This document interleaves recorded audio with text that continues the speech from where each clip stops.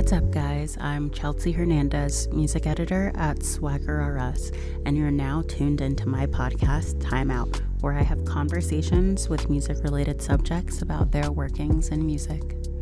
Hey y'all, what's up? It's Chelsea Hernandez, music editor with Swagger RS, and you are tuned into Time Out. Today's guest is Alexander, 23. How are you? I'm doing pretty good. How about you? I'm doing good, thank you. So I wanted to ask you, we're like the same age. So what is it like being a young, successful musician in Hollywood right now? Like, what's that scene like for you? Well, thank you for calling me both young and successful. I appreciate it. It's really fun. I mean, I think like the coolest part about being, I guess, our age is I think you really start to see people come into themselves and become who they inevitably were going to be. And it's cool to just see your friends kind of blossoming alongside you. So I feel very fortunate to be. I feel like it feels like I'm part of a community out here, which is very nice, being that I'm not from here. Yeah, that's good. It's always good to have a sense of community, especially when you're someplace where you didn't grow up and you don't know like people, you haven't known people for years. Yeah, totally. Yeah, so that's cool. So how exactly did you start, like get your start in music? How did you start making music? What drew you towards that?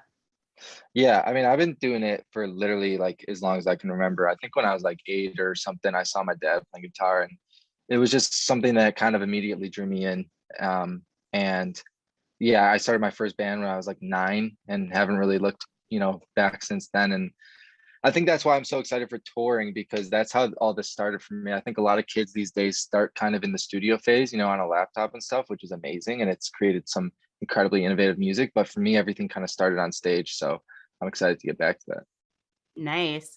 Yeah. So where are you most excited to perform? Like what state, where are you like most excited to go? Yeah, I mean, obviously everywhere, but there's something always nice about coming home to Chicago and playing shows and having, my family there and my friends from growing up there. And also I think it's really cool for them to see that like people there, I've some fans now, and they're not gonna like be, like I've played so many shows in my life just to like my grandparents and like my homies from growing up. So, and it's cool for them, as cool as it is for me to have fans. Like I think it's even cooler for them to see that like, my music is connecting with people outside of our, circle. Yeah. Yeah, that would be nice for them to, be able to witness, and you've been doing it for a good amount of time now, so it's always nice to see that growth. Um, Definitely.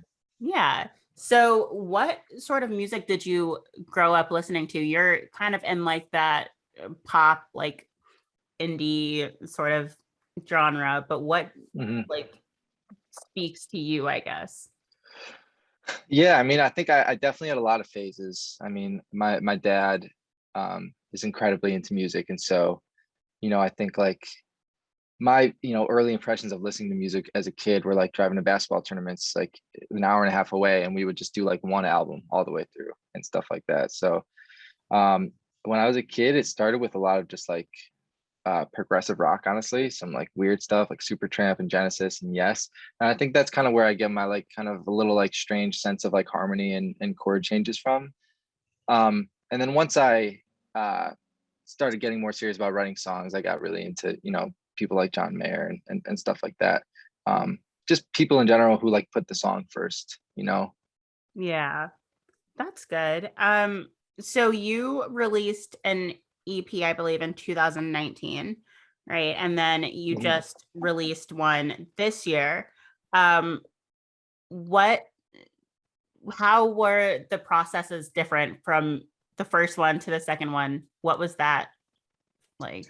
Yeah, I mean, I think honestly, the biggest difference for me was when I was writing a lot of the first EP, I was on and off the road and stuff. And when you get to go and play shows and you get to see how songs interact with people live, I think it generally can change how you approach the studio. And being that the second EP was written mostly in quarantine, I think that generally affected kind of like the pace of it and the arrangements and stuff. And I think that's a big reason why you see the second EP is a lot more drawn back and acoustic and soft and stuff, because that's just what my life was. And I think some songwriters do a really good job of kind of projecting themselves out onto narratives outside of their own lives. And for me, that's always been really hard. I have a much easier time just writing literally about my life and literally about how I'm feeling. So um, yeah, I think that's why the second EP it's a bit more drawn back and softer. Okay. There was a song off of the EP that I wanted to ask you about, Come Here and Leave Me Alone, since you just mentioned that you like draw from your life experiences. What was the background for that song? What inspired it?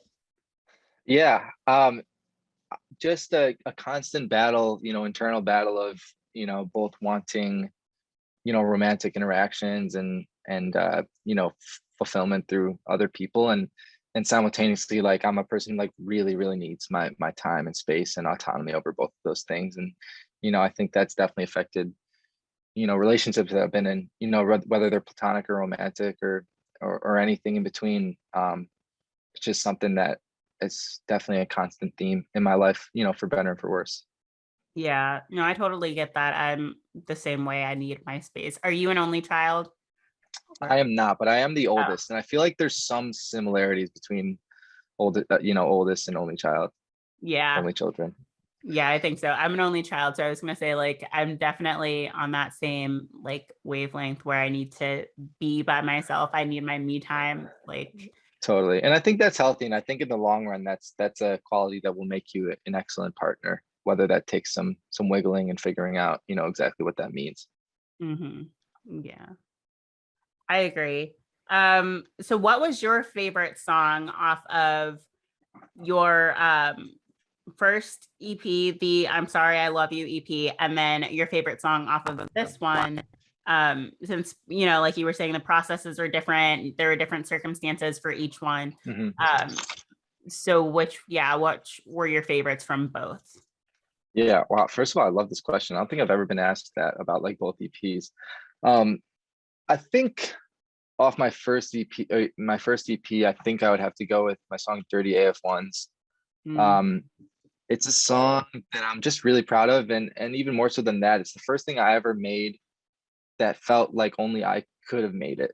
And it's a really, really good feeling as a songwriter and producer. And for me, like the goal in the studio is it's like I've kind of flipped my perspective from like I want to make the best song to like I want to make the song the best it can be. And for me, that song is the best version of that feeling in that song. Um, and then off the second EP, my favorite is it's the last song. It's called Track 9. Um, and yeah, like another like thing I try to do in the studio when I'm making music is like I want to like get the song as close to the feeling as possible. And I think for me, like Track 9, like that version of that song and the feeling that I'm trying to communicate, they're one thing. Like I think I really like got like right up against it. nice. Okay. So what would you say was the hardest song to write off of Oh No, Not Again? Like, I guess the song that you had to be most vulnerable on. Yeah, I think it's also Track 9 for sure. That was just like um usually I like I've been thinking about this a lot because like a few months ago my mom asked me, she's like, why are all your songs sad? Like you're not really like a sad person. And I'm like, that's true. I am not really that sad of a person. Why are all my songs sad? Like, and then I was like, I guess it's because like when I'm happy, I just don't need to do anything with that. Like I can just go and be happy. And when I'm sad, I need to put it somewhere. And but having said that, like I'm not the type of person that like if I get sad, like I can't just like come in the studio and just like write about it. Like I need time to like process it and reflect it. And Track 9 was kind of like the first time I broke out of that and kind of like wrote something as I was feeling it. And it was a super cathartic process, but it certainly wasn't like fun by any means. Yeah.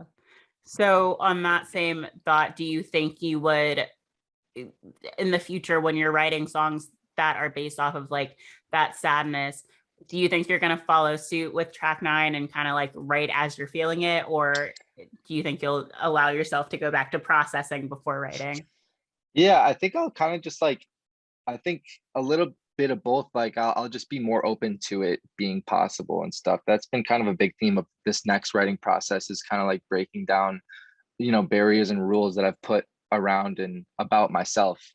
And so yeah, I'm grateful for that song for a lot of reasons, but one of them for sure is just like showing myself that it's possible to kind of internalize and externalize at the same time. Nice. Okay. Um, I know that it's not been too long since you put out this EP, but are you working on anything else?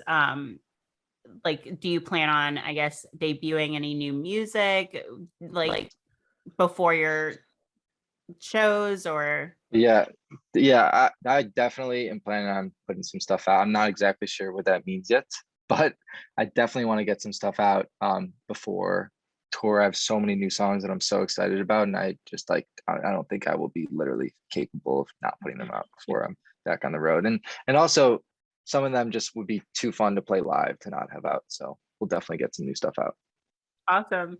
Are you allowed to say like what your favorite song is that you're currently working on and that hasn't been released yet? Like, what are you most excited for people to hear? Ooh, that's an amazing question. I don't know if anything is like far enough along yet to say. I'll give a couple little things, and if someone like hears it, and then in a year when they finally hear the song, maybe they'll know that I was just excited about now. But I have a song that I think is going to be called "R.I.P. You and Me" that I'm very excited about. It's another one that I feel like really like gets to like the essence of the feeling. What's And that one then it's just kind of like it feels like the last song of like a musical about like a relationship that I was in. Like it's just like the curtains close after it, and it's just like, okay, we can finally move on now. about? Okay. Or at least I can. Mhm. But and then I have another one that I think is going to be called "I Still Miss You." So honestly, kind of very different. But I'm excited about that one too, and hopefully that's the name. If it's not, you'll still get it. It's the line in the song. Yeah. Okay, cool. Do you have a timeline for that stuff? Do you know around when you'll be releasing? Not really yet. I'm kind of just enjoying, like, I feel like for the past few years, it's always been about like writing the next song.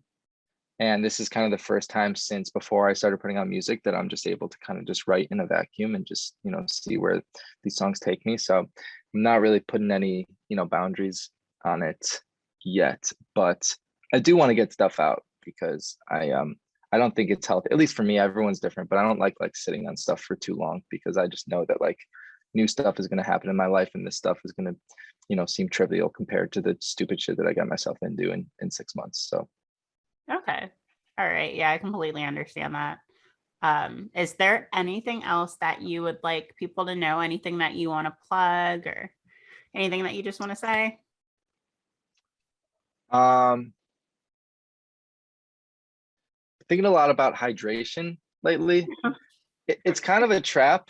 It's kind of a trap because you get super hydrated and then you just have to pee all the time. And so like I think I'd rather just be dehydrated and not just go to the bathroom all the time. I've been drinking so much water, it's distracting. So I think it's a little overrated. I think people have really pushed towards that in recent years. And I want to, say maybe stay dehydrated, not like unhealthily, like don't be like crippled by your dehydration, but you don't need to like be drinking a ton of water. So that's what I would like to tell people. Don't drink water.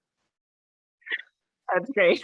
Thank you for that. So I'm Okay. plugging dehydration to give you to answer your question. Oh my God. Thank you.